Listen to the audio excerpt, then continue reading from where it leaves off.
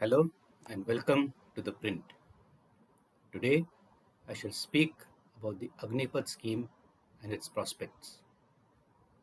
The Agnipath scheme, launched by the Indian government in June 2022, is a transformative shift in military recruitment. It marks a significant departure from traditional recruitment methods and is a bold step towards restructuring the armed forces with a view to enhancing their operational effectiveness. Conceived against a backdrop of evolving security challenges and the need to infuse young blood into the military, the Agnipath scheme allows patriotic youth, known as Agniveers, to serve in the armed forces for 4 years. After their service, most will be released from the forces to rejoin the civil workforce.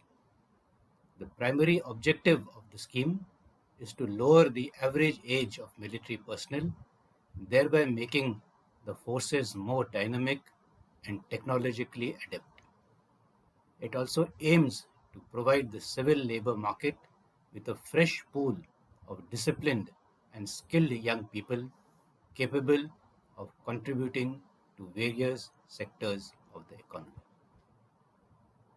It should be noted that a demographic bulge comprising a large pool of working age citizens can be considered an advantage only if this population is skilled and disciplined.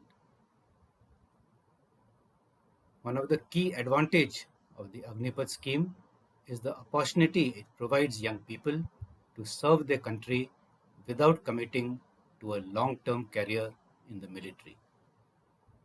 It also offers a competitive financial package after the 4-year basic service, which can be used for further education or starting.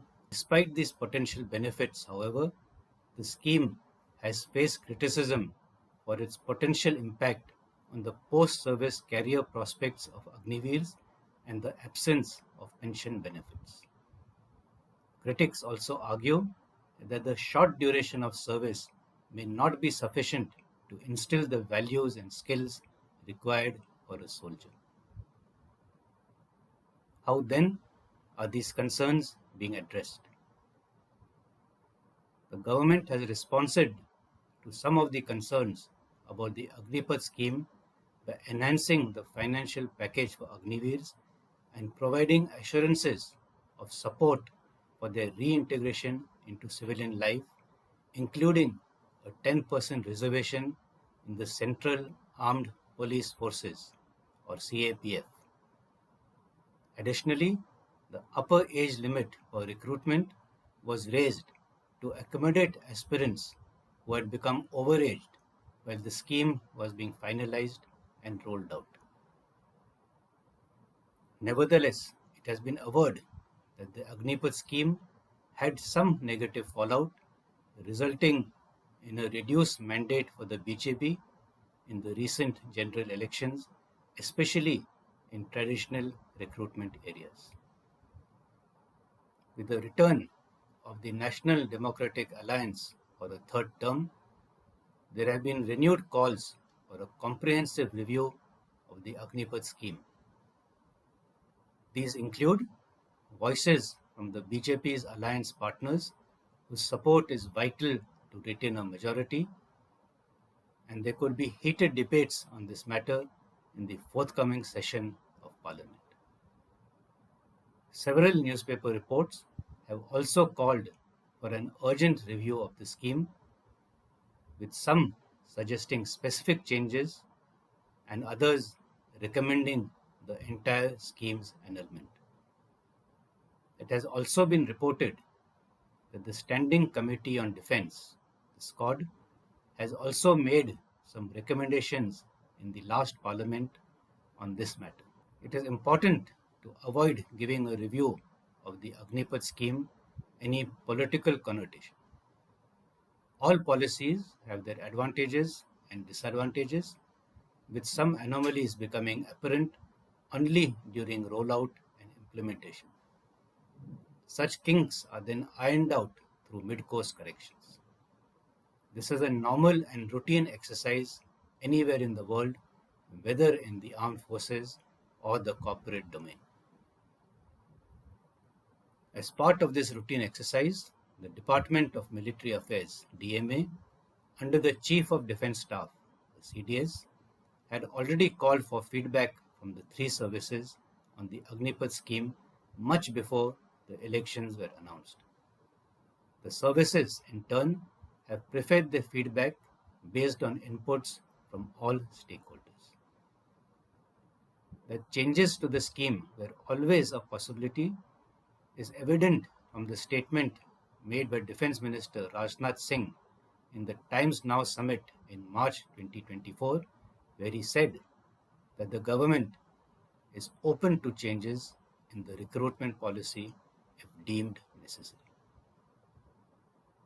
Any reform in the recruitment process should be driven by operational necessity based on objective feedback and empirical data. Political expediency based on emotions should not cloud judgment. The election results or the demand from coalition partners should not detract from the fact that a review was already on the cards. Changes, if any, should be made holistically and not in a piecemeal or incremental manner. A change in one parameter can have an impact on a second, which can affect a third, and so on. Hence, each change must be carefully thought through, including a cost-benefit analysis, factoring in social aspects and the aspirations of our youth at the grassroots level. Those entrusted with this task should be allowed to do their work without undue pressure in the form of speculative stories in the media and social media platforms. Changes, as and when they occur, should be seen as part of a process and not as something forced upon the government due to political pressures. The Agnipath scheme is a visionary initiative with the potential, through appropriate modifications, to revolutionize India's defense forces. While it presents certain challenges, its successful implementation could serve as a model for military recruitment worldwide. The scheme's long-term impact on the armed forces and the nation remains to be seen, but it undoubtedly represents a significant shift in India's defense recruitment policy. Now that Sri Rajnath Singh is back at the helm of the Defence Ministry, there is every possibility of the necessary changes coming through. Finally, and most importantly, if this recruitment approach is applied successfully in the armed forces, it should be extended to all central government jobs, including allied services and the CAPF.